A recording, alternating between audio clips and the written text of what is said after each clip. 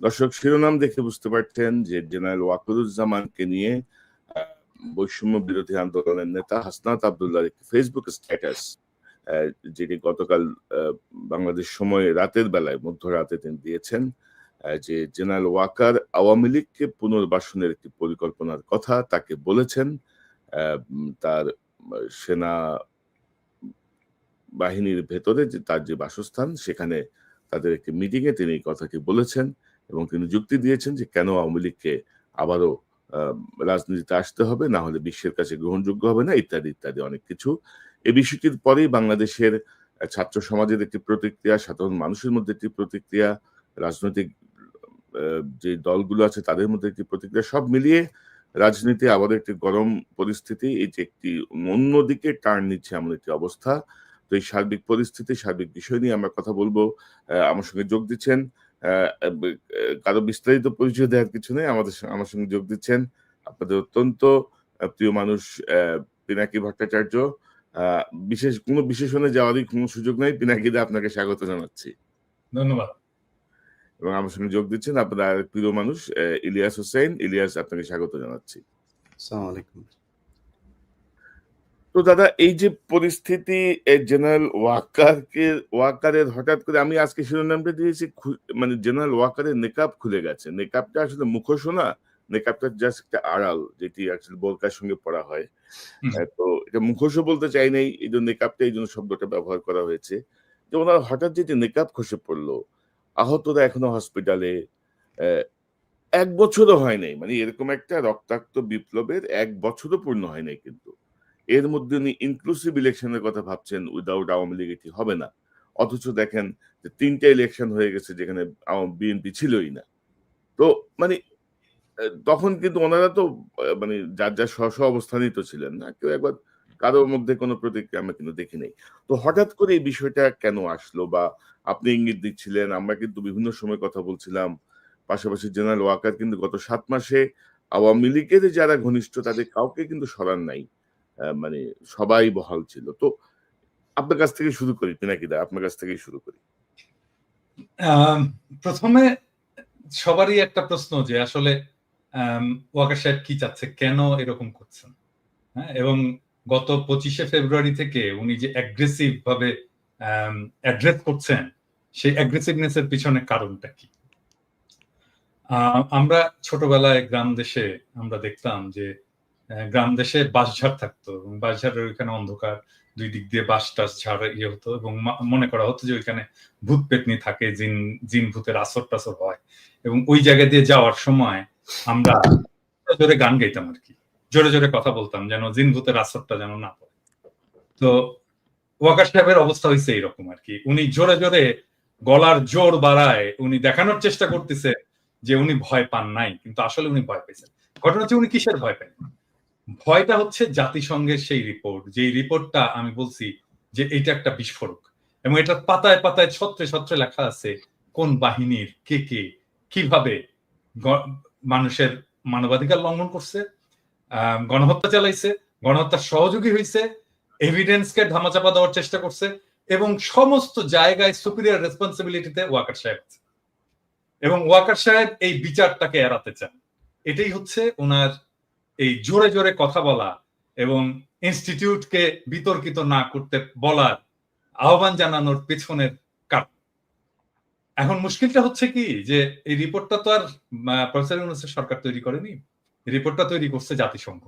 এবং এই রিপোর্টটা যদি কেউ ডিটেইল পড়ে দেখে তাহলে দেখবে যে মানে প্রমাণ হিসাবে তুলে ধরার ক্ষেত্রে জাতিসংঘ যে মেটিকুলাসলি প্রত্যেকটা তথ্য, প্রত্যেকটা এভিডেন্সকে কতবার ভেরিফাই করছে, হ্যাঁ, তার কোনো ইহত্যা নাই। মানে ধরেন আমি একটা এক্সাম্পল দিই, ধরেন একটা ছবি ব্যবহার করছে, হ্যাঁ, এই ছবিটা কিভাবে, কোথায়, কোন সোর্স থেকে পাইছে, কিভাবে সেটা ভেরিফাই করছে, কিভাবে ফটো ইমেজটাকে এনহ্যান্স করছে, কে করছে, হ্যাঁ, কোন ফরেনসিক ল্যাবরেটরিতে এটা এনহ্যান্স করা হয়েছে, কোন ফরেনসিক সায়েন্টিস্ট এটা এনহ্যান্স করছে, এভরিথিং ডিটেইল। মানে এর এইখানে যে এভিডেন্স গুলো দেওয়া আছে সেটা কোনোটাকে অস্বীকার করার কোনো ক্ষমতা নাই। এখন এই যে আমি একটা এপিসোড করছিলাম, আমি আর পরে আর করিনি, কারণ আমি ওই যে সমস্ত হেলিকপ্টার গুলো আকাশে উঠছিল, এই হেলিকপ্টার গুলোতে ক্রু কার আছে, এটার একটা তালিকা আমি পাইছি, এবং আমি একটা সম্ভবত আমি প্রথম যে হেলিকপ্টারটা উঠছিল এবং যেখান থেকে প্রথম গুলি করা হয়েছিল সেই ক্রু এর তালিকা দিয়েছিলাম আমি, যে কে কে ছিল, অ্যামিনিশন কি কি উঠছিল, অ্যামিনিশন কতটা খরচ হয়েছে, সেইটার হিসাব সহ আমি দিছিলাম। সো ডিটেলটা আছে। তো এখন দেখা যাচ্ছে কি যে এই হেলিকপ্টার গুলোতে প্রত্যেকটা কমান্ডিং পজিশনে আর্মি, তো ওয়াকার সাহেব এখন ওয়াকার সাহেবের চারপাশে তারা এখন সার্ভিং, ওয়াকার সাহেব সবাইকে বাঁচাইতে চাচ্ছে, এটাই হয়ে গেছে ওয়াকার সাহেবের মিশন। এখন ওয়াকার সাহেব বাঁচাইতে চাইলো, এর সাথে আর কে কে কারা কারা বাঁচাইতেছে, ধরেন হাসিনার নামে তো একটা মামলা হবে, হাসিনার নামে শুধু না, হাসিনা, তার স্বরাষ্ট্রমন্ত্রী, তার যারা যারা সাথে সাথে ছিল, তার রাজনৈতিক নেতা টেতা সবগুলোর নামে মামলা। আচ্ছা, এরপরে মামলাটা যখন হবে তখন মোদির নাম আসবে না? মোদির নাম তো আসবে, মোদির নাম আসবে, কারণ সালাউদ্দিন সাহেবকে কিভাবে নিয়ে গেল, কিভাবে সে যে ইন্ডিয়ার একটা শহরে যে এসে আবিষ্কৃত হলো, তাই না? মৌলানা সাইদির যে সাক্ষী সুখরঞ্জন বালিকে তাহলে ঢাকা শহরের সুপ্রিম কোর্টের সামনে থেকে হাইজ্যাক করে নিয়ে যে কিভাবে সে ভারতের আদালত, ভারতের জেলে এসে ল্যান্ড করলো, এই বিষয়গুলো তো আসবে। এবং হাসিনার রেজিমকে আপনি কোনোভাবে মোদির সাথে আলাদা করতে পারবেন না। সো হাসিনা যখন ট্রায়ালের মুখোমুখি হবে, বিচারের মুখোমুখি হবে, মোদিও বিচারের মুখোমুখি হবে। সেই জন্য ইন্ডিয়া চাচ্ছে এই বিচারটা যেন না হয়, হাসিনা চাচ্ছে এই বিচারটা যেন না হয়, ওয়াকার চাচ্ছে এই বিচারটা যেন না হয়, এবং সে কারণেই ওয়াকার আয়নাঘর ভিজিট করতে দেয়নি, এবং সে কারণে ওয়াকার আয়নাঘরের এভিডেন্স গুলোকে সিস্টেমেটিক্যালি ডিস্ট্রয় করছে। এবং এই জন্যই ওয়াকার সবাই যত 662 জন পারপিট্রেটর, বিচারক, পুলিশ অফিসার ইত্যাদি ইত্যাদি ইত্যাদি, আওয়ামী লীগ নেতা ইত্যাদি থেকে রক্ষা করছে এবং তাদেরকে বাইরে পাঠিয়ে দিচ্ছে। এটাই হচ্ছে ওয়াকারের প্ল্যান, ডিটেইল প্ল্যান, যেটা আসলে ইনফ্যাক্ট ইন্ডিয়ার প্ল্যান। সে সেটাকে এক্সিকিউট করতে চায়। এখন এটাকে কিভাবে এক্সিকিউট করবে? এক্সিকিউট করার জন্য প্রথম হচ্ছে যে এখন এমন একটা আওয়ামী লীগ লাগবে যে আওয়ামী লীগটা শুদ্ধ, পিওর, ভালো আওয়ামী লীগ আর কি। এবং আমি খুবই হতাশ হয়েছি যে আমাদের অত্যন্ত শ্রদ্ধাভাজন কেউ কেউ বলছেন যে আওয়ামী লীগের শেখ পরিবারের বাইরের কেউ যদি এসে রাজনীতি করে, আওয়ামী লীগের রাজনীতি, সেটা আমরা গ্রহণ করবো। No way, no way. আওয়ামী লীগের রাজনীতি কি আসলে? আওয়ামী লীগ কি রাজনীতি করছে? আওয়ামী লীগের রাজনীতিটা কি? আওয়ামী লীগের রাজনীতি হচ্ছে ধর্মনিরপেক্ষতা, বাঙালি জাতীয়তাবাদ, ফ্যাসিস্ট বাঙালি জাতীয়তাবাদ, সকল গণতন্ত্র, এবং এইটার নামে বাংলাদেশে একটা ফ্যাসিবাদ কায়েম করা, এটাই তো তার রাজনীতি। দুইবার আওয়ামী লীগ ক্ষমতায় ছিল, শেখ মুজিবুর আমলে ক্ষমতায় ছিল, সে ফ্যাসিবাদ কায়েম করছে, একদলীয় শাসন কায়েম করছে। শেখ হাসিনার আমলে 15 বছরের শাসনে একই জিনিস সে ফ্যাসিবাদ কায়েম করছে। আওয়ামী লীগের রাজনীতি ফ্যাসিবাদ, ফ্যাসিস্ট রাজনীতি। তাহলে আওয়ামী লীগের কি রাজনীতি? ভালো ফ্যাসিবাদ হয় নাকি? ফ্যাসিবাদের তো কোনো ভালো মন্দ নাই, মানে গুয়ের তো কোনো ভালো গু মন্দ গু নাই, গু অলওয়েজ গু, গুয়ের কোনো ভালো গন্ধ তো হয়। তো এই জন্য এই ভালো আওয়ামী লীগ, মানে ভালো আওয়ামী লীগের প্রতিভূকে, ভালো আওয়ামী লীগের প্রতিভূ হচ্ছে শিরিন শাহ, ভালো আওয়ামী লীগের প্রতিভূকে, ভালো আওয়ামী লীগের প্রতিভূ হচ্ছে সাবের হোসেন চৌধুরী। কেন ভালো আওয়ামী লীগ? কারণটা হচ্ছে এখানে ক্লাস, শ্রেণী। এখন তোমরা বলবা যে দাদা আপনি আবার কমিউনিস্টের মধ্যে ঢুকেন। এইটাই হচ্ছে আসল বাংলাদেশের প্রবলেম, রুলিং এলিট ক্লাস। এই যে রুলিং এলিট ক্লাস, ইংরেজি জানা ক্লাস, এটাই হচ্ছে সবসময় ক্ষমতায় থাকবে। এটাই ডেইলি স্টার, এটাই প্রথম আলো, এটাই সাবের হোসেন চৌধুরী, এটাই শিরিন শারমিন, ইংরেজি শিক্ষায় শিক্ষিত। ওই যে ইংরেজি যেহেতু কইছি, সেহেতু ঠিকই কইছি, সেই জন্য ইংরেজি জানা এই রুলিং ক্লাস সবসময় ক্ষমতায় থাকবে। সেটা আওয়ামী লীগের নামে হোক, এটা মিলিটারি শাসনের নামে হোক, এটা বিএনপির নামে হোক, এটা হোয়াট এভার নামে হোক, এটাই তারা থাকতে চায়। এবং এটাই যদি থাকে তাহলেই সেইটা ইন্ডিয়ার স্বার্থটাকে রক্ষা করবে, ভারতের স্বার্থটাকে রক্ষা করবে। এখন এখানে প্রশ্ন উঠতে পারে যে এই গ্রুপটা কেন আসলে ইন্ডিয়ার স্বার্থটাকে রক্ষা করবে? কারণ তারা ইন্ডিয়ার সাথে ইকোনমিক্যালি এন্ড ইমোশনালি কানেক্টেড। আরেকটা জিনিস হচ্ছে কি, যে বাংলাদেশের যারা রুলিং এলিটস, হ্যাঁ, যারা এই যে ইংরেজি জানা এলিট, তারা পশ্চিমের সাথে কানেক্ট করতে পারে না, ওয়েস্টের সাথে কানেক্ট করতে পারে না। আপনি দেখেন এই যে ধরা যাক আমি যদি ইয়ের কথাই বলি, মানে এটা পার্সোনালি নেওয়ার কিছু নাই, ধরেন মাহফুজুর রহমান একজন খুবই বাংলাদেশের এনলাইটেন্ড একজন মিডল ক্লাস এবং রুলিং ক্লাস ইন্টেলেকচুয়াল, এবং তার তো কোনো কিছুর অভাব নেই, টাকা পয়সার অভাব নাই, তার মেয়েকে পড়াইছে ভালো জায়গায়। এখন বলেন তো তার মেয়ে কি করে? কিছুই করে না, ইনফ্যাক্ট কিছুই করে না। সে লন্ডনে কিছুই করতে পারেন, তার ক্যারিয়ার ডুম, কিছুই না। হ্যাঁ, বা ধরেন আপনি জয় তো একটা পরিবারের একটা সুবিধাপ্রাপ্ত পরিবারের ছেলে। আমার বাবা তো স্কুল টিচার রে ভাই। হ্যাঁ, তো জয়ের মা তো প্রাইম মিনিস্টার ছিল, সে তো শেখ মুজিবের নাতি। এটা প্রিভিলেজ ফ্যামিলি থেকে কি করছে জয়ের ক্যারিয়ার, গ্লোবাল কন্ট্রিবিউশন কি? কিচ্ছু না, নাথিং। আপনি এই যে বাংলার রুলিং ক্লাস, এরা আসলে পশ্চিমে কিছু করতে পারে না, এরা পশ্চিমের সাথে কানেক্ট করতে পারে না, এবং পশ্চিমের ভ্যালুজও তারা ধরতে পারে না যে আসলে পশ্চিম কি। হ্যাঁ, সেই জন্য তারা কানেক্ট করে ইন্ডিয়ার সাথে, কারণ ইন্ডিয়ায় তারা আসলে জায়গাটা পায়, স্পেসটা পায়, তাদেরকে একটু স্পেস দেয়, তাদেরকে একটু পিট চাপড়ায় দেয়। এইটাই হচ্ছে বাংলাদেশের টোটাল রাজনীতি, টোটাল পলিটিক্স এর প্রবলেম। এবং এই কারণে এই জায়গাটা থেকে আমরা বাড়াইতে পারতেছি না। এই জন্য আমি মাঝে মাঝে বলি না যে আমি যদি দেশে যাই, এই নষ্ট শহরগুলোকে জ্বালাই দিব একেবারে। কারণ এটাকে ধ্বংস করে না দিতে পারলে, এই এলিটিজমকে ধ্বংস করে না দিতে পারলে, আপনি এই যে ফ্যাসিবাদের যে চক্কর, এই যে এলিটিজমের যে চক্কর, এটা থেকে বাইরে হতে পারবেন না। এই যে ঘুরে ফিরে আপনাকে একবার মাহফুজা নাম দেখাবে, একবার মতিউর রহমান দেখাবে, একবার সাবের হোসেন চৌধুরীকে দেখাবে, একবার শিরিন শারমিনকে দেখাবে, এই এলিট। ইভেন ইনফ্যাক্ট আপনি প্রফেসর ইউনূসের মন্ত্রিসভা দেখেন, এলিটের বাইরে কেউ নাই। মানে যারা এই বাংলাদেশের এলিট সোসাইটির ক্লাসের মেম্বার্স, এর মধ্যে ছাত্ররা দু একজন ঢুকছে, এর বাইরে আর সবাই এলিটস। আপনি দেখেন, মানে আচ্ছা বলেন কোন, আমি বলি এটা এখন বললে অন্যরকম শোনায়। প্রফেসর ইউনূসের একজন মিডিয়ার দরকার, একজন মিডিয়াতে কাজ করে, বিদেশে থাকে, এরকম একজন এক্সপার্ট আমার বিশেষ সহকারী দরকার। কাকে বলেন তো? আমি আপনাদেরকে বলতেছি না, আমি দর্শকদেরকে বলতেছি। আচ্ছা আপনারা বলেন তো, আপনাদের কার নামটা মনে আসে? বলেন তো কার নামটা মনে আসে? আমাকে যদি বলতো যে প্রফেসর ইউনূস যে আচ্ছা পিনাকি আমাকে একটু খুঁজে দেন তো, আমার একজন বিশেষ সহকারী দরকার, একজন ভালো করতে পারবে, বিদেশে থাকে, লেখাপড়া করছে, আমার মাথায় প্রথম কনক সরোয়ারের নাম আসতো। আরে কনক সরোয়ার পিএইচডি করেও এলিট গ্রুপে ঢুকতে পারেনি, কারণ ওই যে এলিট সোসাইটি, ওই যে আলিরিয়াজ মিলে যে সোসাইটিটা তৈরি হয়েছে, ওইটার মধ্যে কনক সরোয়ার নাই। সেজন্য কনক সরোয়ারের নাম আসে না, মনির হায়দারের নাম আসে। মনির হায়দার বিশেষ সহকারী হয়।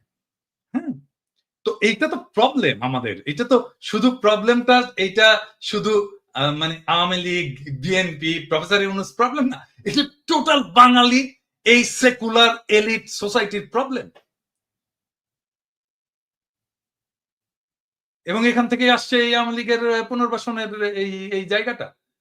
যতক্ষণ পর্যন্ত না রিয়েল অর্থে জনগণ যতক্ষণ পর্যন্ত না এম্পাওয়ার্ড হচ্ছে, ততক্ষণ পর্যন্ত এই প্রবলেমটা থাকবে এবং এই লড়াইটাও থাকবে। আমাকে অনেকে বলে না যে আমি স্থিতিশীলতা চাই না, অমুক হই, আমি মবস্টার, আমি মব লড়াই দিই, অমুক করি তমুক করি, এই সমস্ত বলে না। আরে ভাই, আপনি তো সমাজের বেসিক দ্বন্দ্বটাকে রিজলভ করতে হবে। তো আপনি যে হ্যাভ নটস, তাদের দিকে তাকাইতে হবে, তো তাদেরকে পলিটিক্যালি এম্পাওয়ার করতে হবে। তো আপনি তাদেরকে পলিটিক্যালি এম্পাওয়ার করবেন না, এবং আপনি তার ন্যায়সঙ্গত বিদ্রোহকে আপনি মব জাস্টিস বলবেন, এটা হইতে পারে না। আপনি এটা করতে পারবেন না, আপনাদেরকে এটা করতে দেওয়া হবে না, প্লেন এন্ড সিম্পল। তবে দাদা আপনি যেটি বলছিলেন যে শুধু তো এলিট শ্রেণী না, ইউনূসের মন্ত্রিসভায় ধরেন বিপ্লবের সঙ্গে, বিপ্লব পরবর্তী সরকারে কিন্তু বিপ্লবের সঙ্গে সংশ্লিষ্টতা পূর্ণ মানুষও নাই। আর আমি দর্শকদেরকে বিনীতভাবে বলি, দাদা একটা এক্সাম্পল হিসেবে আমার কথা এনেছেন। ডক্টর ইউনূসের বিশেষ সহকারী হওয়ার জন্য আমার কোনো আগ্রহ নাই, বা আমি ওইটা যাইতে চাইও নাই। দাদা জাস্ট একটা এক্সাম্পল হিসেবে বিষয়টা এনেছেন, আপনারা আবার এটাকে অন্য ব্যাখ্যা করেন না। তো দাদা আমি আসবো আবার আপনার কাছে। এই যে ধরেন ইলিয়াস, আপনি কিভাবে দেখছেন? আপনার কাছ থেকে একটু দাদা শুনি। ধরেন দাদা জি। যা বললো মোটামুটি সবকিছু কাভার আপ হয়ে গিয়েছে। আমি শুধু যেই সিচুয়েশনটার কারণে আমাদের আজকে লাইভ, যেটাকে উদ্দেশ্য করে আমি সেই জায়গায় কিছু কথা বলতে চাই। হাসনাতের ফেসবুক পোস্ট, তিনি তার পোস্টে বলেছেন 11 তারিখে তাকে ক্যান্টনমেন্টে নিয়ে যাওয়া হয়েছিল, রাইট? আজকে কত তারিখ? 21 তারিখ আজকে আমাদের, বাংলাদেশে 22। এই 10 দিন হাসনাত বলেন নাই কেন? হুম। কোনো কিছু কি মানে নেগোসিয়েশন হচ্ছিল, যেখানে হাসনাত যেটা চাচ্ছিল সেটা হয় নাই। মানে আমি জাস্ট যুক্তিটা বলছি আরকি। আমি আমি আমি হাসনাতের এটা নিয়ে করছে না। এরপরে হাসনাতের সাথে আমার গতকালকেও কথা হয়েছে। আমি হাসনাতকে মানে দোষ দিচ্ছি না। বুঝছি মানে বলা হয় নাই কেন? এই কথাটা কেন তুমি বললাম জানেন? হাসনাতকে জিজ্ঞেস করছিলে ইলিয়াস এটা প্রশ্নটা? হ্যাঁ? না, আমি এই কথাটা জিজ্ঞেস করি নাই। এই বিষয় নিয়ে কোনো আলোচনাই হয় নাই। আচ্ছা। আমার সাথে অন্য বিষয় নিয়ে আমি ওই যে আসিফের ব্যাপারে যে করেছিলাম সেটা নিয়েই আমি করেছিলাম। এটা জিজ্ঞেস করছিলাম। হুম। আমি এটা জিজ্ঞেস করছিলাম হাসনাতকে, হ্যাঁ? কারণ হাসনাত নানা সময় আমার সাথে নানা কথাবার্তা বলে, ওর মান, অভিমান, রাগ এই সমস্ত বিষয় করে আরকি। হ্যাঁ? তো এই সমস্ত আমি জিজ্ঞেস করছিলাম যে, হাসনাত তুমি এই জিনিসটা তো আমাকেও বলতে পারতা। হ্যাঁ? ঐদিন। তো আমাকেও বললা না কেন? হুম? আম বলল যে, "দাদা আমি আসলে উম আমি আমাকে এইভাবে বলছে। আমি একদম এক্সাক্টলি এই কথাটা বলছে। দাদা আমি আসলে রাজনীতি বুঝি না। হ্যাঁ? আমি রাজনীতি ভালো বুঝি না এবং আমার মাথার মধ্যে কখন কোনটা করতে হবে এই জিনিসটা আমি সবসময় ঠিকমতো বুঝতে পারি না। আমার বয়স কম। এভাবে আমাকে বলছে। হ্যাঁ? আপনাকে বলাটা উচিত ছিল আগেই। হ্যাঁ, এটা নিয়ে আমাকে আরো আগেই বলা উচিত ছিল। কিন্তু আমি সারা নিয়ে রাজনীতির নানা ফ্রাস্ট্রেশন নিয়ে আমি এত বেশি জেরবার ছিলাম যে আমি আসলে বুঝতে পারিনি কখন কোনটা আমার করা উচিত। কিন্তু যে সময় মনে হইলো যে আমার এটা বলে ফেলা উচিত, আমি বলে ফেলছি। এই আমাকে এক্সাক্টলি এই ইয়েটা দিছে। তোমার সাথে কথা হইলে তুমি এটা চেক করতে পারো। না, আমি তার কথায় যেটা এই যে এই ঘটনাটা আমি জানি না সে কেন বলেছে, কিন্তু আমি তার সাথে যে কথাগুলো বলেছি তার কথায় স্পষ্ট বোঝা গিয়েছে যে আসিফ, তারপরে মাহফুজ, এদের একটা চক্র আছে। এই চক্রটা মিলে যা করছে সেটার সাথে এই হাসনাত, সার্জিস এদের খুব ভালো একটা সম্পৃক্ততা নাই এবং তাদেরকে কিছুটা কর্নার করা হয়েছে। আমি জানি না এই কথাগুলো, যেহেতু ব্যক্তিগত আলাপ, এই আলাপগুলো আমি পাবলিকলি বলতে চাই না। কিন্তু আমি আপনাদের একটা জাস্ট সিনারিও বুঝাইলাম। দর্শকের হয়তো অনেকের মনে হইতে পারে যে মনে হয় এই হাসনাত মানেই বোধহয় মাহফুজ, মাহফুজ মানেই বোধহয় আসিফ। না, এইখানেও একটা একদম সরাসরি একটা পার্টিশন করা হয়েছে। তো আমি হাসনাতের ওই কথাটা কেন বললাম জানেন দাদা? যে আজকে বিপ্লবের ৭ মাস পরে দাঁড়িয়ে মাহফুজ বলেন শাহবাগীদের শাহবাগী ট্যাগ দিয়া, তারপরে এই যে যেকোনো জায়গায় মিটিং মিছিল-টিছিল করা, এগুলোতে তারা খুব একটা মানে ভালো মনে করছেন না। উনারা এসছেন হচ্ছে এই মবের মাধ্যমে। এসে তারপরে এখন কিছু জায়গা নিজেদের সুবিধা মতো বাগিয়ে নিয়ে এখন আর উনারা কোনো বিশৃঙ্খলা চান না। এখন যেখানে যে জায়গায় আছেন সেই জায়গায় থেকে তারপরে উনারা চান। এটা চলুক এইভাবে, এটাই উনারা চান। না তাই তো হয় ইলিয়াস, এটাই কিন্তু হওয়ার কথা। কারণটা হচ্ছে কি যে মানে যারা স্টেবল হয়ে গেছে, পার্ট অফ পাওয়ার, ক্ষমতার যারা অংশ, তারা তো চাইবেই যে সবকিছু যেন শান্ত থাকে, আমার ক্ষমতাটা যেন নিরুপদ্রব থাকে, এটা তো তারা চাইবেই। কিন্তু এই শান্তটা থাকবে কয়দিন? এই মাহফুজ, আমি তো বললাম তো থাকবে না, এই কারণ মাহফুজ, এই আসিফ, হুম এই নাহিদ, এই হাসনাত, এই সার্জিস রাস্তার টোকায়ের কাছেও মার খাবে। কেউ ঠেকাইতে আসবে না। কি মনে করে মাহফুজ? মনে করে কি ও নাকি ৫ কোটির নিচে নাকি ও কোনো ও করে না। ওর সাথে কোনো ডিলিংস ৫ কোটির নিচে নাকি করা যায় না। এটা অভিযোগ। আমার কাছে কোনো প্রমাণ নাই, অভিযোগ। বলে রাখলাম আরকি। এই অভিযোগগুলো আমরা এখন না বলি, হ্যাঁ, কারণ প্রথম তো ছাড়া এখন কথা হচ্ছে না, কিন্তু এই যে মানুষগুলি তারা যে এখন মনে করেন যে মবতন্ত্রে এই মব মানে শাহবাগীদের বিরুদ্ধে কথা বললে তার গায়ে লাগে, তিনি এখন এটা চান না। মাহফুজকে ১,০০০ কোটি টাকার মালিক বানাই দেব আমি। $১ বিলিয়ন মালিক বানাই দেব। $1 বিলিয়ন। $1 বিলিয়ন মালিক হওয়ার পরে মাহফুজ মনে করে কি মেম্বার নির্বাচন করে পাশ করে আসতে পারবে? মাহফুজ যাক তো, ওরা স্থানীয় নির্বাচন করতে চাইছে কেন? ওরা আগে ওই করতে চায়। ওই যে টুর্নামেন্টের আগে, বড় টুর্নামেন্টের আগে কিছু ম্যাচ হয় না? ওইটা খেলে ওরা মনে হয় মেম্বারি নির্বাচন, ধরেন আসিফকে এই হাতি মার্কায় অমুক ইউনিয়ন পরিষদের মেম্বার নির্বাচনে ভোট দিন, এভাবে মনে হয় ওরা মেম্বার হিসাবে আগে দেখে আসতে চাচ্ছিল মাঠটা কি অবস্থা। তারপরে জাতীয় নির্বাচন। জামানত নিয়ে আসতে পারবা না বিএনপি এবং জামাতের কাছ থেকে। অতএব এত লাফানোর কিছু নাই যে আপনি এসছেন মপতন্ত্রের মাধ্যমে, আপনি এখন এসে সবকিছু আইন কানুন ভাবে তারপরে দেখেন। আইন, এই যে বিচারকগুলোকে আপনি সরাইলেন, কোন আইন দিয়ে সরাইছিলেন? উপদেষ্টা বানাইছিলেন বাংলাদেশের সংবিধানে ছিল? আপনি বসাইলেন কেন? আপনারা যেভাবে উপদেষ্টা হয়েছেন এটা কোনো আইনে ছিল? এখন বিডিআর এর মামলার সময় আপনি আইন দেখান, এখন উদীচীর মামলার সময় আপনি আইন দেখান, 21শে আগস্টের মামলার সময় আপনি আইন দেখান, ওই ফেনীতে যেই বনোজ কুমার আর ব্যারিস্টার সুমনরা যেটা করে গিয়েছে সেই 16 জন মানুষ এখন পর্যন্ত তারা কেন কন্ডেম সেলে আছে? আপনি করতে পারেন নাই, সময় পান নাই। শামা ওবায়দের সাথে অন্ধকারে সিনেমা হলে চিপায় গিয়া বসে সিনেমা দেখার সময় পান, এই কাজ করার সময় পান না। এটার জবাব বাংলাদেশের মানুষের কাছে। আমি বলেছি যে 5 বছর, 10 বছর, 20 বছর, যত বছর প্রয়োজন হয় থাকুক তারা। আমরা তো বিএনপির কাছ থেকে বেশি সুবিধা নিতে পারতাম, তাই না? আমরা সেটা করিনি। আমরা বলেছি এরা থাকুক। বরং বিএনপি অনেক ক্ষেত্রে এই বাংলাদেশের সবচেয়ে, এই যে 3 জন লোক এখন বসে কথা বলছে এখানে, এই 2-3টা লোক এখন বিএনপির সবচেয়ে বড় শত্রু। কার জন্য হয়েছে? আমরা বাংলাদেশের মানুষের জন্য, এই ছাত্রদের জন্য। তারা গোনাই ধরে না। মনে হয়েছে যে এইভাবে এসে তারপরে কয়েক বিলিয়ন টাকা কামায় তারপরে মনে হয় তারা বাংলাদেশে আবার ক্ষমতায় আসবে। এত সহজ? আপনার মতো এরকম কয়েক বিলিয়ন ডলারের মালিক বাংলাদেশে বিএনপির অনেক নেতা আছে, নাম ধরে বলতে পারি, তারা আওয়ামী লীগের সময়ই কামাইতো। আপনি কি মনে করেন নাকি আজকে এই বিতর্কে আর গেলাম না, তারা কামাইতে পারতো, কিন্তু তারা কিন্তু টাকা দিয়ে আপনি বাংলাদেশে রাজনীতি করতে পারবেন। আপনার চাইতে বহু টাকাওয়ালা লোক বসে আছে বাংলাদেশে। আমি একটা জিনিস, সরি ইলিয়াস, আমি ইন্টারাপ্ট করার জন্য, যে জিনিসটা আমি আমার সকালবেলা দেখে খুবই মেজাজ খারাপ হয়েছে। নাসিরউদ্দিন পাটোয়ারি জাতীয় নাগরিক পার্টির একজন খুবই গুরুত্বপূর্ণ নেতা, সে আজকে একটা স্ট্যাটাস দিচ্ছে, মানে আমার দেখছেন, কেউ দেখছেন এটা স্ট্যাটাস? ইলিয়াস দেখছো? আমি খেয়াল করিনি। সেই স্ট্যাটাসে সে বলতেছে জিয়াউর রহমান লুটেরা। মানে কি ধৃষ্টতা! মানে এই ছেলের তো রাজনীতি করার কোনো অধিকারই নাই, রাইটই নাই, কোনো রাজনীতি করার বিন্দু মাত্র তার পলিটিক্যাল ট্রেনিং নাই। মানে সে জিয়াউর রহমান ক্যারেক্টারকেও বোঝেনি, জিয়াউর রহমানের রাজনীতিকেও বোঝেনি, জিয়াউর রহমানের কন্ট্রিবিউশনকেও বোঝেনি, এবং জিয়াউর রহমান বাংলাদেশের জন্য কি সেটাও বোঝেনি। সে বলে দিল লুটেরা। এত বড় ধৃষ্টতা! আশ্চর্য ব্যাপার। মানে একটা রাজনীতিতে, মানে আমি বলবো যে এই সময়টা, এই যে ওয়াকারের এই ইস্যুটা নিয়ে একটা কিন্তু মোরাললেস জাতীয় ঐক্যের একটা অবস্থা সৃষ্টি হয়েছে। কারণ তারপরে বিএনপির মিডিয়া সেলের পোস্টগুলো দেখেন, পোস্টগুলো আমরা যদি দেখি তাহলে দেখবো সে সালাউদ্দিন সাহেবের 5ই ফেব্রুয়ারির একটা মন্তব্য দিচ্ছে যে আমরা আওয়ামী লীগের বিচার চাই, আওয়ামী লীগের বিচারের মাধ্যমে, হ্যাঁ।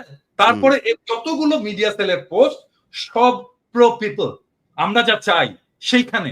আর সেইখানে নাসির পাটোয়ারি যে জিয়াউর রহমানকে লুটেরা বল। আরে বেটা, কি বলবো, 2 দিনের পোলা। যখন রাজনীতি মানে কি আসলে এটাই বোঝেনি।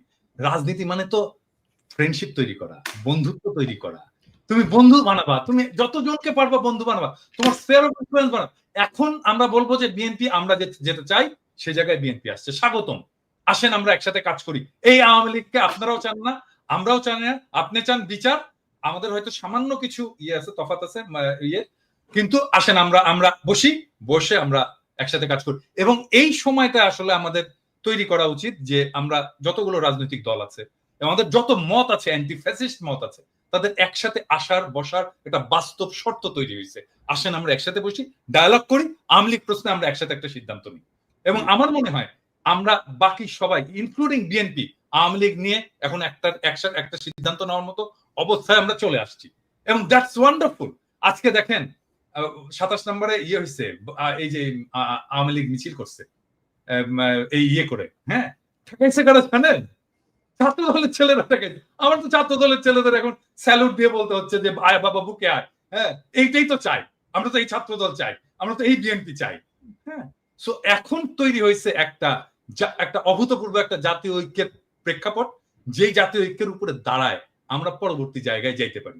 আর নাসিরউদ্দিন পাটোয়ারি এখানে বলে দিল। আমার মনে হয় নাসিরউদ্দিন পাটোয়ারির শুধু, আমি জানি না কি অবস্থা, ওর ক্ষমা চাওয়া উচিত, জাতির কাছে ক্ষমা চাওয়া উচিত জিয়াউর রহমান সম্পর্কে দৃশ্যতাপূর্ণ মন্তব্য করার জন্য। এবং আমি এটা খুবই পার্সোনালি নিছি, ইউ অল নো যে আমি ব্যক্তিগতভাবে, শুধু পলিটিক্যালি না, ব্যক্তিগতভাবেও আমি জিয়াউর রহমান চরিত্রটাকে অ্যাজ পলিটিক্যাল লিডার, বাংলাদেশের একজন আইকন হিসেবে আমি কতটুকু রেসপেক্ট করি। এবং এই জায়গায় আমি জানি না নতুন জেনারেশনের কথা, আমাদের জেনারেশন এটাকে কোনোদিন মেনে নেবে না, কোনোদিন না, নেভার এভার। এইটা যদি ছাত্ররা না জানে, নতুন দলের লোকেরা যদি না জানে, তাহলে রাজনীতি না করাই। না দাদা, ওই যে ছাত্র উপদেষ্টা বা ছাত্র যারা ধরেন নেতৃত্বে আছে তাদের যে বডি ল্যাঙ্গুয়েজ বা তাদের যে হাবভাব আরকি, এটা ঠিক মনে হয় না তারা বিপ্লব করে আসছে আরকি। মনে হয় যেন একটা ওই এলিট পলিটিক্যাল না, পার্টি কনক ভাই আপনি দেখেন শুরুর দিকে আমরা যখন আসিফ নজরুলের ব্যাপারে কথা বললাম, হুম, আমি আসিফ নজরুলের ব্যাপারে কথা বলার পরে এই আসিফ সবার আগে এসে আসিফ নজরুলের পাশে দাঁড়াইলো, কিচ্ছু বলি নাই, হজম করেছে। আজকে আপনি আপনার বইতে লিখেছেন ক্যান্টনমেন্টে আপনি জানেন হাসনাত গিয়েছে, হাসনাত বলেছে না যায় নাই সে, আপনি গিয়েছেন।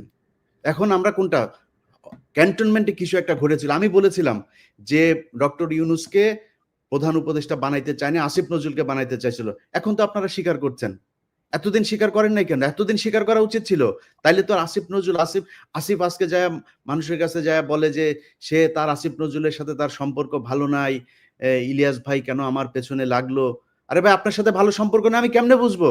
আপনি প্রথম আলোর নিয়ে আমার আমার আমার আমার যে রক্তের ভেতরে এন্টি ইন্ডিয়ান যে সেন্টিমেন্ট আমার ভেতরে কাজ করে, তার সবচাইতে বাংলাদেশের প্রধান দোসর হইল গিয়া প্রথম আলো আর ডেইলি স্টার। আপনি সেই প্রথম আলোর কাছে যায় তারপরে আপনার বই ইয়ে করেন, আপনি আর জায়গা পান নাই কোথাও। আপনার পক্ষে কথা বলবো কেমনে আমরা? আমরা তো বলতে চাই, একটা দল দরকার ছিল যারা কিনা রাজনৈতিক শক্তির বাইরে গিয়া বাংলাদেশটাকে একটা সুন্দর জায়গায় নিয়ে যাবে। এই জন্য মানুষ জীবন দিয়েছিল। মানুষ আপনাদেরকে ব্ল্যাঙ্ক সাপোর্ট দিয়ে দিয়েছিল যে যা মনে চায় করেন, যত বছর প্রয়োজন হয় করেন। আপনারা তো এই ডক্টর মোহাম্মদ ইউনূসকেই রাখতে চান নাই, তার মানে আসিফ নজরুলকে রাখতে চেয়েছিলেন। কে চেয়েছিল? কেন চেয়েছিল? তারা কি এখনো আছে আসিফ নজরুলের সাথে? তাহলে থাকলে তারা কারা? ক্যান্টনমেন্টের সেই অংশটাকে আমাদের সামনে তুলে ধরতে হবে। বক্তব্যটা না মানে দেখেন এখন কিন্তু ধারাবাহিকভাবে এগুলো আসছে কিন্তু। আসিফ মাহমুদ যখন এতদিন এগুলো বলে নাই। এবং আমরা জানতাম যে জেনারেল ওয়াকার ইউনূস সাহেবকে চায় নাই। জেনারেল ওয়াকার চাইছিল ইউনূস সাহেব কনভিক্টেড। জেনারেল ওয়াকারের পছন্দ সম্ভবত আসিফ নজরুল বা অন্য কেউ ছিল। তো এই মুহূর্তে ধরেন হাসনাতের স্ট্যাটাস, এই আসিফ মাহমুদের এই বক্তব্য বা সবকিছু মিলিয়ে নতুন যে রাজনৈতিক মেরুকরণ বা সমীকরণ কি হতে যাচ্ছে আপনি কি মনে করেন? বা পরিস্থিতি যা দেখছি ওয়াকার সাহেবকে হয়তো সরে যেতে হবে এমন একটা পরিস্থিতি কিন্তু। তো পিনাকিদা আপনি কি মনে করতেছেন? না আমি সব একসাথে আসতেছে কিন্তু।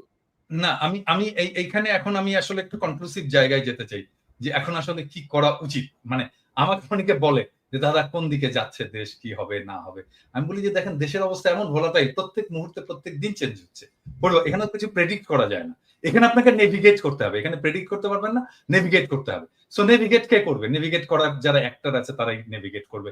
রাজনৈতিক দলগুলো করবে, সোশ্যাল ইনফ্লুয়েন্সাররা করবে, রাজনীতির অ্যাক্টিভিস্টরা করবে, সরকার করবে, এই ব্যুরোক্রেসি করবে, এরা মিলে সবাই নেভিগেট করবে।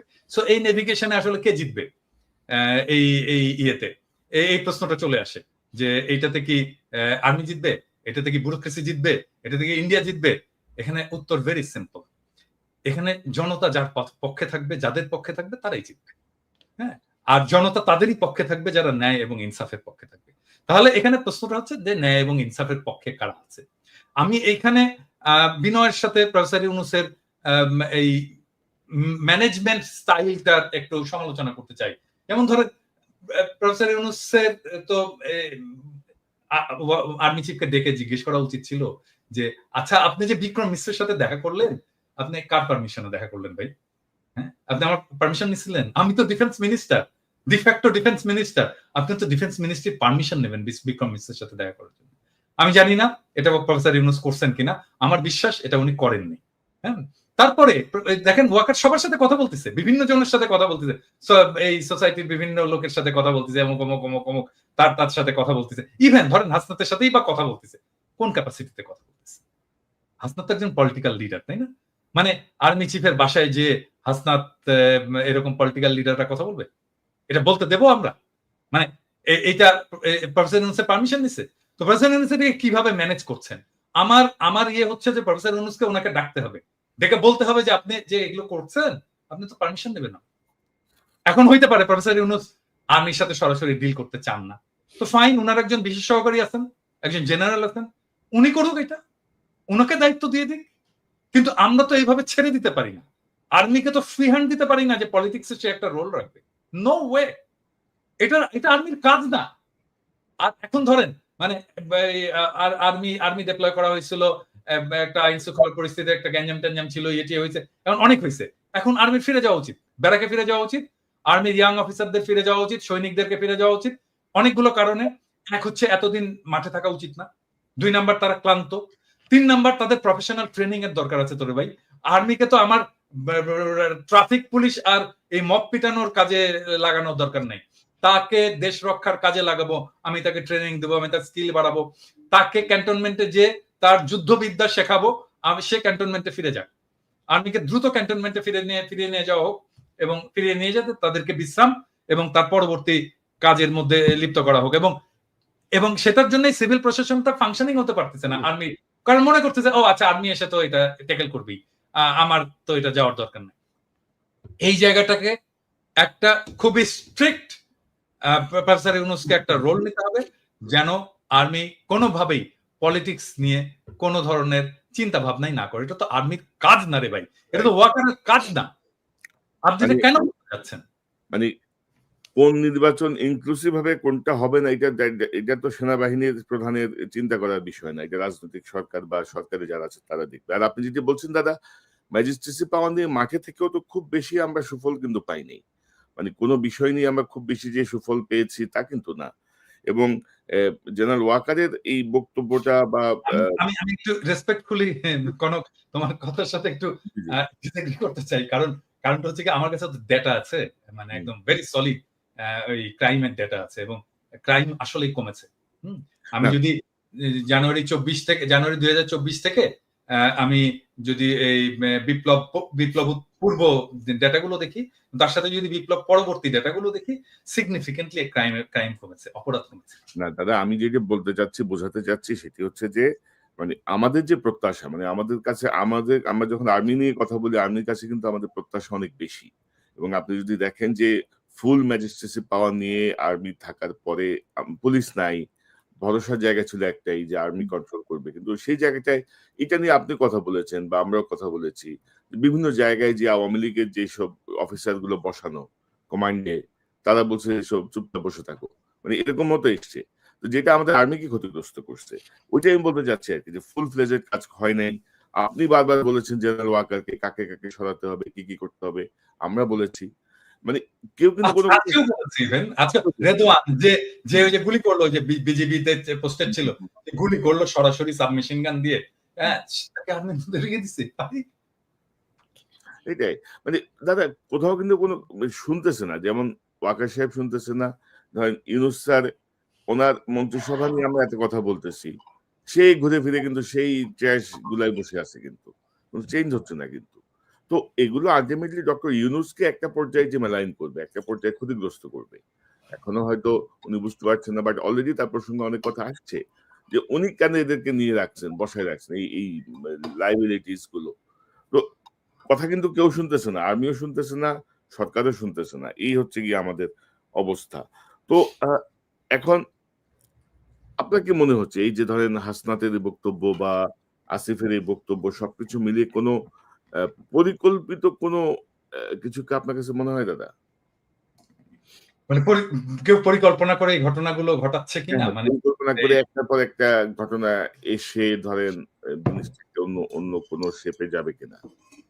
ওই যে আমি যে বললাম যে প্রেডিক্ট করা মুশকিল, কারণ এখানে অনেকগুলো ইন্টারেস্ট গ্রুপ তো কাজ করছে, মানে এখানে ইন্ডিয়া কাজ করছে, এখানে কাজ করছে, এইখানে মিলিটারি ব্যুরোক্রেসি কাজ করছে, এখানে জেনারেল পারপিট্রেটর জেনারেল যারা গণহত্যা গুম খুনের সাথে যুক্ত ছিল তারা এখানে কাজ করছে, এখানে হাসিনা কাজ করছে, হাসিনার দলের লোকেরা কাজ করছে, তার ফান্ড ফাইন্যান্স কাজ করছে।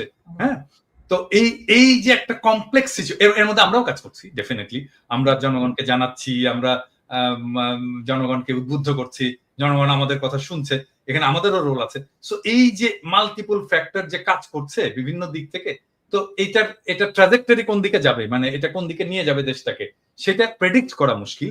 কিন্তু আমি বলবো যে আমি তো প্রেডিক্ট করি না, আমি নেভিগেট করি, আমি এর মধ্যে দিয়ে হাল বেয়ে আমি এক জায়গায় যেতে চাই আর কি, এর মধ্যে দিয়ে ড্রাইভ করে আমি এক জায়গায় যেতে চাই।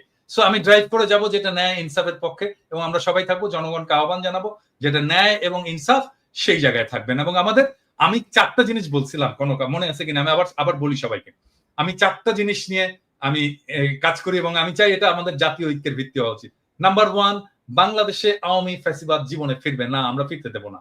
নাম্বার 2, বাংলাদেশে ভারতীয় আধিপত্যবাদ ফিরবে না, আমরা তাকে ফিরতে দেব না। নাম্বার 3, আমরা বাংলাদেশে একটা সাম্যের সমাজ চাই। নাম্বার 4, বাংলাদেশে আমরা একটা ইনসাফের সমাজ চাই। আমার চাওয়া এই সামান্য 4টা জিনিস, এই 4টার জন্য আমি জীবন দিয়ে দেব, এবং এইটাই আমার অন্যের সাথে ঐক্য করার ভিত্তি হবে। এবং আমি প্রফেসর ইউনূস সরকারকেও বলবো যে আপনার কাজের মধ্যে এই 4টার রিফ্লেকশন ঘটান। এবং আমি বিএনপি কে বলবো, জামাত ইসলামীকে বলবো, বাংলাদেশের সকল রাজনৈতিক দলকে বলবো যে এখন আপনারা বসে আসেন, আমরা একটা জাতীয় ঐক্য তৈরি করতে পারি কিনা এই 4টা বেসিসের ভিতর। আপনারা যদি কিছু অ্যাড করতে চান করতে পারেন, কিন্তু যত বেশি অ্যাড করবেন এটা কমপ্লেক্স হবে। এবং আমি বিএনপির যত নেতার সাথে কথা বলছি, জামাতের যত নেতার সাথে কথা বলছি, ইভেন জামাতের বাইরেও যত নেতার সাথে কথা বলছি, এমনকি ছাত্রদের যত নেতার সাথে কথা বলছি, এই 4টা পয়েন্টে কিন্তু কেউই ডিসএগ্রি করেনি, কিন্তু ফর্মালি আমরা কেন বলতে পারতেছি না এটাকে আমার এটা ঐক্যের প্ল্যাটফর্ম হবে, এর উপরে দাঁড়িয়ে আমরা আমাদের পরবর্তী রাজনীতি নির্মাণ করব। তো এই যে শিরিন শারমিন বা এই জাতীয় কিছু আওয়ামী লীগ নেতা, গুচ্ছ নেতা বসে বসে আরামাইশ করবে মানে এর মধ্যে অফিসার্স মেসে, না কনক ভাই, ওইটা না, আমি এই জায়গায় যেটা করতে হবে, ওই যেই মব শুরু হয়েছিল ছাত্রদের সামনে, এখন রাস্তা একটা অনেক ছাত্রদেরকে কোণঠাসা করে রাখা হয়েছে। ইভেন হাসনাত সার্জিসও এখন কোণঠাসা এই মাহফুজ আর আসিফদের কাছে, তারা এখন ক্ষমতার ভোগ করার মধ্যে আছে। প্রাইভেট ইউনিভার্সিটি, এই যে north south university, BRAC university, এই ইউনিভার্সিটিগুলোর কত ছেলে পেলে মারা গিয়েছে, একজন প্রতিনিধি আছে সেখানে। মাদ্রাসার স্টুডেন্টরা মারা গিয়েছে, তাদের কোনো প্রতিনিধি আছে? জামাত বিএনপির লোকজন মারা গিয়েছে, তাদের কোনো খবর আছে? মনে হচ্ছে এই আসিফ, নাহিদ আর মাহফুজ 3জন মিলে বাংলাদেশ স্বাধীন করেছে।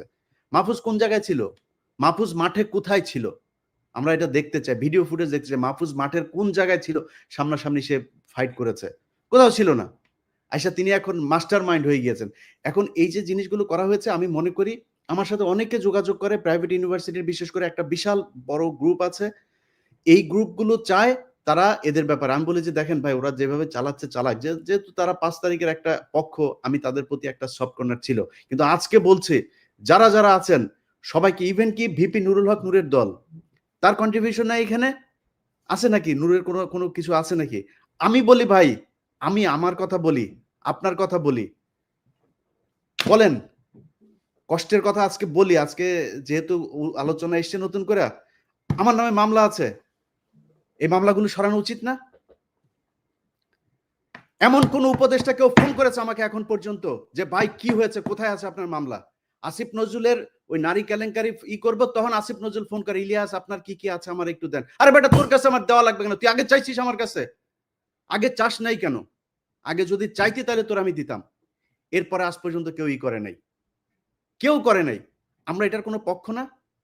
আমাদের কাছে জিজ্ঞেস করার প্রয়োজন নেই? আমাদের কোনোদিন একটা ফোন করে তো কোনো মন্ত্রণালয় থেকে ফোন করে বলে নাই যে ভাই আপনারা, আপনাদের প্রতি কৃতজ্ঞতা, বেটা চেয়ারটা তো পাইছিস আর বসে গেছিস, চেয়ার কি এমনি এমনি হয়েছে নাকি?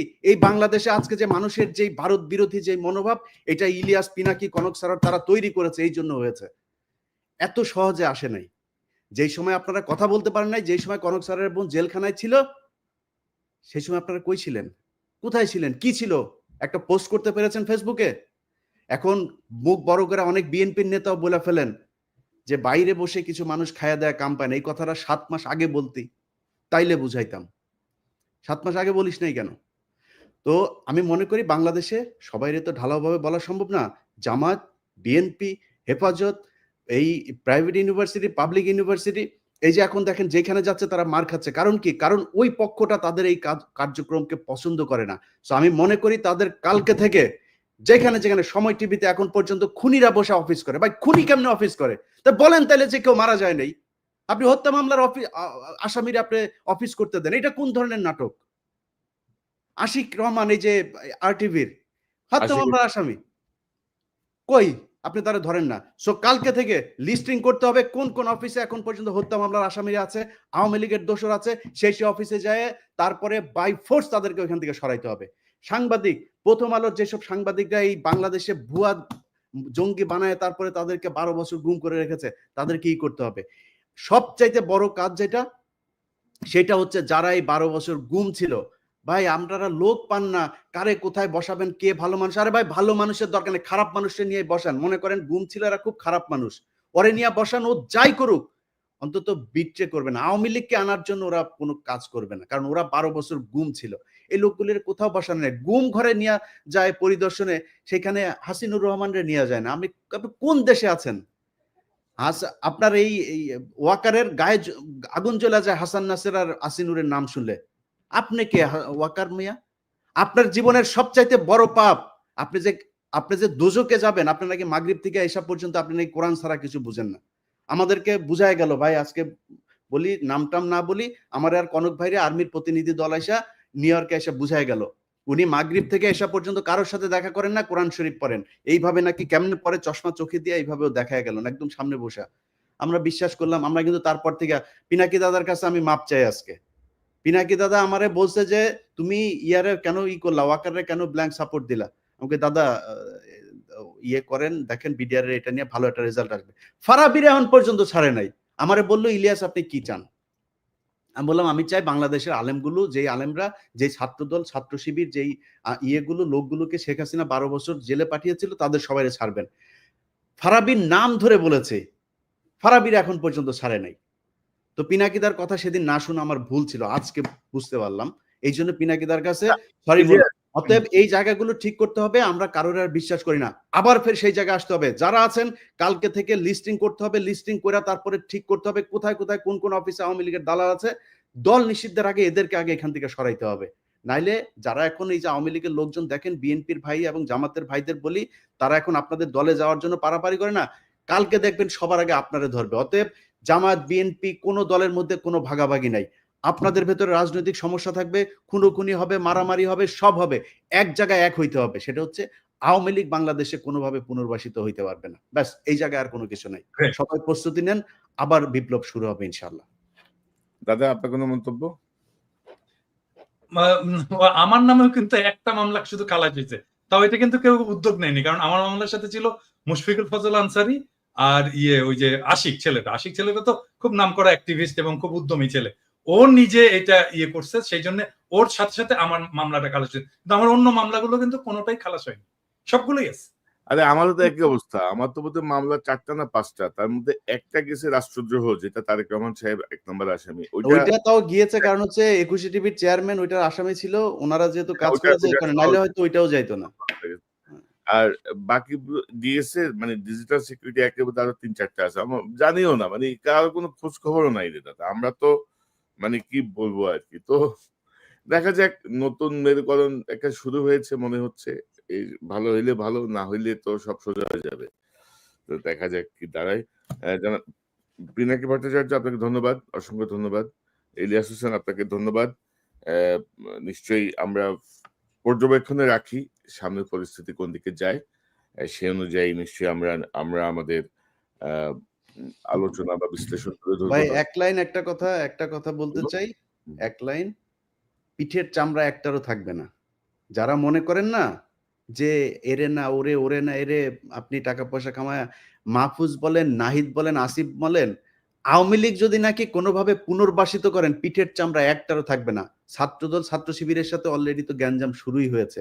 সামনে ছাত্রলীগের আইনা, তারপরে ত্রিমুখী পিটানি খাবেন। টাকা পয়সা নিয়ে সারা জীবন ওই যে মইনিউ আর ফখরুদ্দিনের মতো যায় সারা জীবন এক জায়গায় বসে থাকতে পারবেন। আমি পিনাকি, কনক সারোয়ার, আমরা কিন্তু বাইরে থাকলেও মানুষ ডাকে, ভাই আসেন দেশে, আসেন না কেন? আমরা এখন দেশে যাইতে পারি, এটা সমস্যা নেই। আসিফ নজরুলের বাপের ক্ষমতা নাই, দেশে গেলে আমার মামলায় আমার আটক করে নিয়ে যাবে। কিন্তু আপনাদের জীবনে কিন্তু যাইতেও দিবেন, কেউই যাইতে দিবেন, কেউই ডাকবে না আপনারে। সো সাবধান, পিঠের চামড়া একটারও থাকবে না, সবাই সাবধান থাকেন। ইলিয়াস তোমাদের সাথে দেখা করতে আসলো, তো আমার সাথে আসে না কেন দেখা করতে? বললেন না কেন যে দাদার সাথে কথা বলেন না কেন?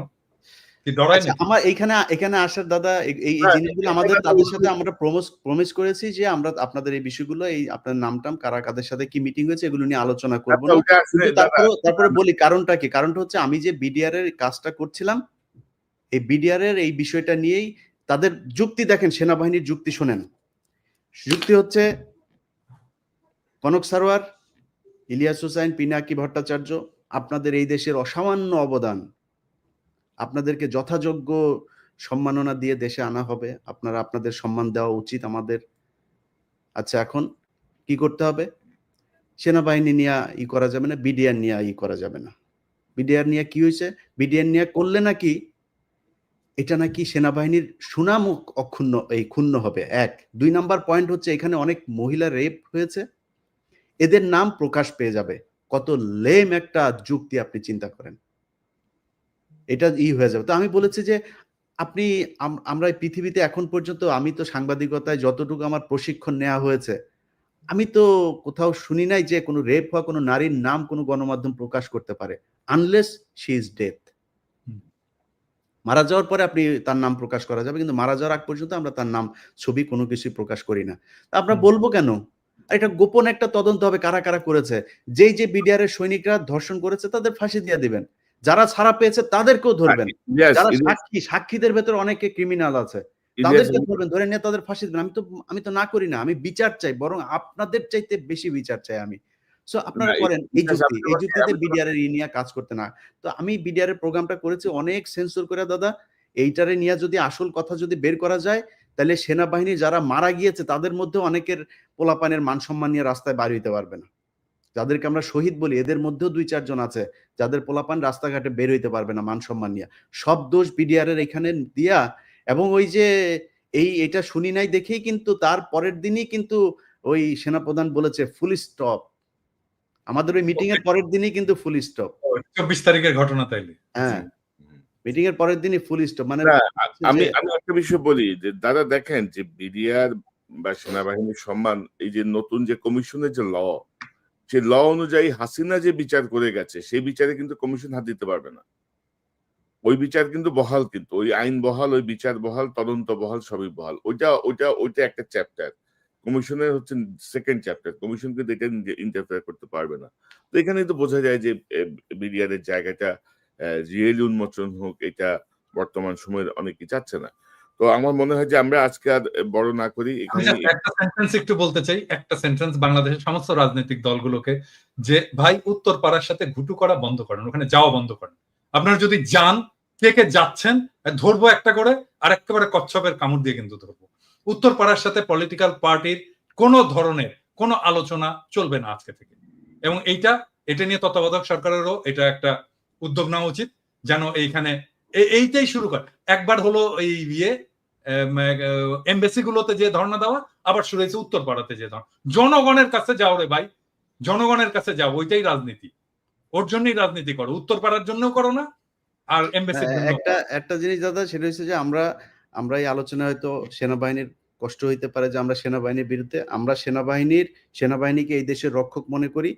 আমরা তাদেরকে তাদের সম্মানের জায়গায় দেখতে চাই। সেনাবাহিনীর মিডল, তারপরে জুনিয়র যারা আছে তারা প্রচন্ড দেশপ্রেমিক। বাংলাদেশের প্রতিটা সৈনিক দেশপ্রেমিক, তারা কোনো ধান্দাবাজিতে যায় না। জুনিয়র অফিসার তারা আমাদের ভাই, তাদের বিরুদ্ধে আমাদের কোনো অভিযোগ নেই। এবং আপনাদের কাছে আমাদের অনুরোধ থাকবে যে কোনো পরিস্থিতিতে এই আওয়ামী লীগের রেখে যাওয়া জেনারেলরা যদি নাকি কোনো ধরনের কিছু করার চেষ্টা করে, আপনারা রুখে দাঁড়াবেন। আপনাদের সাথে আমরা আছি, বাংলাদেশের মানুষ আপনাদের সাথে আছে। অবশ্যই। জি, আপনাদের দুজনকে অসংখ্য ধন্যবাদ।